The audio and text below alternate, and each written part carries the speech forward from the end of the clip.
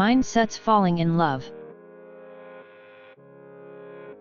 So far, having a fixed mindset has meant believing your personal traits are fixed. But in relationships, two more things enter the picture: your partner and the relationship itself.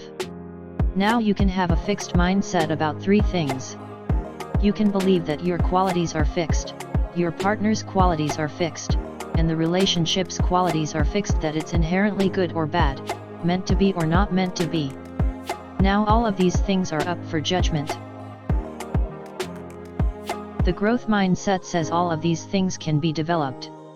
All you, your partner, and the relationship are capable of growth and change.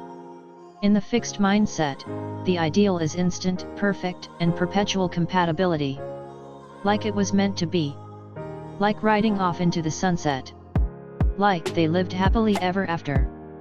Many people want to feel their relationship is special and not just some chance occurrence. This seems okay. So what's the problem with the fixed mindset? There are two.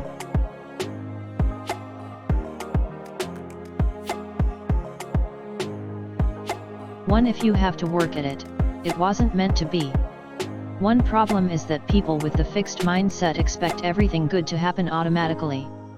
It's not that the partners will work to help each other solve their problems or gain skills. It's that this will magically occur through their love, sort of the way it happened to Sleeping Beauty, whose coma was cured by her prince's kiss, or to Cinderella, whose miserable life was suddenly transformed by her prince. Charlene's story. Charlene's friends told her about Max, the new musician in town. He had come to play cello with the symphony orchestra. The next night, Charlene and her friends went to see the orchestra's performance, and when they went backstage afterward, Max took Charlene's hand and said, "Next time, let's make it longer." She was taken with his intense, romantic air, and he was taken with her charming manner and exotic looks. As they went out, the intensity grew. They seemed to understand each other deeply. They enjoyed the same things: food, analyzing people, travel. They both thought, "Where have you been all my life?"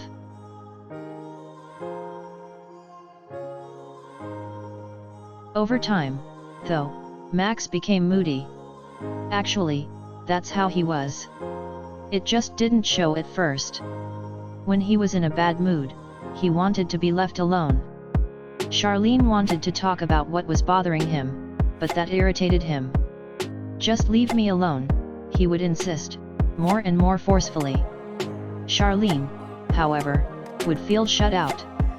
Plus, his moods didn't always happen at convenient times. Sometimes the couple was scheduled to go out. Sometimes they had planned a special dinner alone.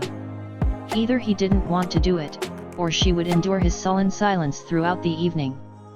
If she tried to make light conversation, he would be disappointed in her. "I thought you understood me." Friends, seeing how much they cared about each other, urged them to work on this problem. But they both felt, with great sorrow, that if the relationship were the right one, they wouldn't have to work so hard. If it were the right relationship, they would just be able to understand and honor each other's needs. So they grew apart and eventually broke up. In the growth mindset, there may still be that exciting initial combustion, but people in this mindset don't expect magic. They believe that a good, lasting relationship comes from effort and from working through inevitable differences. But those with the fixed mindset don't buy that. Remember the fixed mindset idea that if you have ability, you shouldn't have to work hard? This is the same belief applied to relationships. If you're compatible, everything should just come naturally. Every single relationship expert disagrees with this. Aaron Beck, the renowned psychiatrist, says that one of the most destructive beliefs for a relationship is if we need to work at it, there's something seriously wrong with our relationship. Says John Gottman, a foremost relationship researcher, every marriage demands an effort to keep it on the right track. There is a constant tension between the forces that hold you together and those that can tear you apart. As with personal achievement, this belief that success should not need effort robs people of the very thing they need to make their relationship thrive.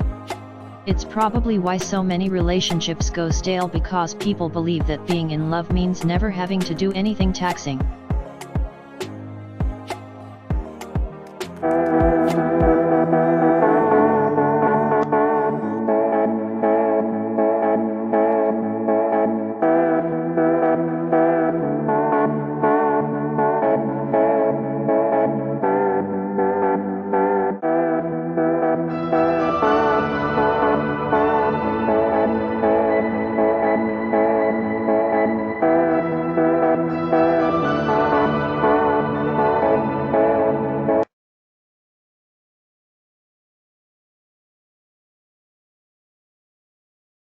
Two problems indicate character flaws. The second big difficulty with the fixed mindset is the belief that problems are a sign of deep-seated flaws. But just as there are no great achievements without setbacks, there are no great relationships without conflicts and problems along the way. When people with a fixed mindset talk about their conflicts, they assign blame. Sometimes they blame themselves, but often they blame their partner. And they assign blame to a trait, a character flaw. But it doesn't end there. When people blame their partner's personality for the problem, they feel anger and disgust toward them. And it barrels on. Since the problem comes from fixed traits, it can't be solved.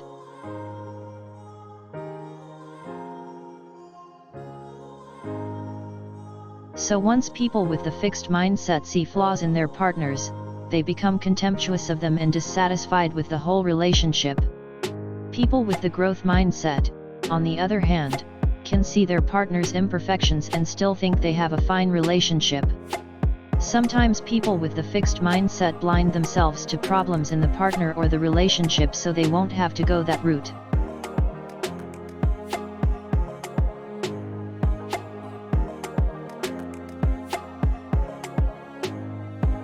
Mind reading.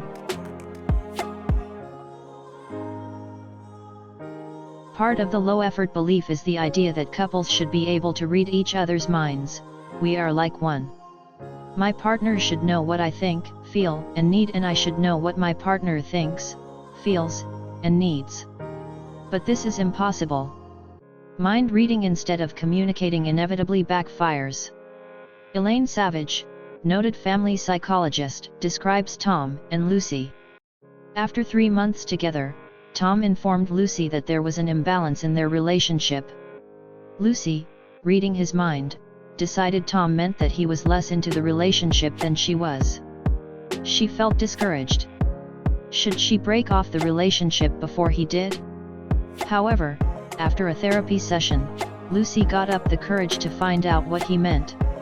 Tom, it turned out, had been using a musical term to convey his wish to fine-tune the relationship and move it to the next level.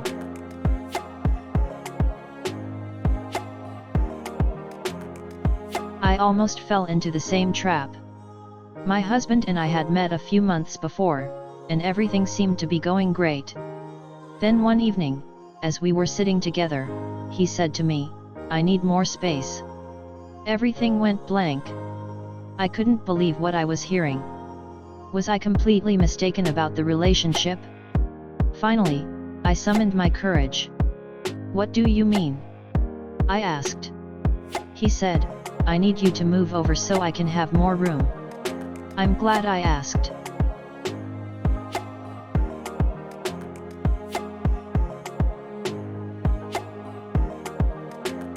Developing in relationships. When people embark on a relationship, they encounter a partner who is different from them, and they haven't learned how to deal with the differences. In a good relationship, people develop these skills and, as they do, both partners grow and the relationship deepens. But for this to happen, people need to feel they're on the same side. Laura was lucky. She could be self-centered and defensive. She could yell and pout. But James never took it personally and always felt that she was there for him when he needed her. So when she lashed out, he calmed her down and made her talk things through with him. Over time, she learned to skip the yelling and pouting. As an atmosphere of trust developed, they became vitally interested in each other's development. James was forming a corporation, and Laura spent hours with him discussing his plans and some of the problems he was encountering. Laura had always dreamed of writing children's books.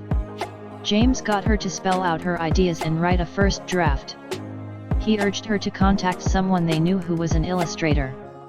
In the context of this relationship, each partner was helping the other to do the things they wanted to do and become the person they wanted to be. To me, the whole point of marriage is to encourage your partner's development and have them encourage yours. By that I didn't mean a My Fair Lady kind of thing where you attempt an extreme makeover on partners, who then feel they aren't good enough as they are. I mean helping partners, within the relationship, to reach their own goals and fulfill their own potential.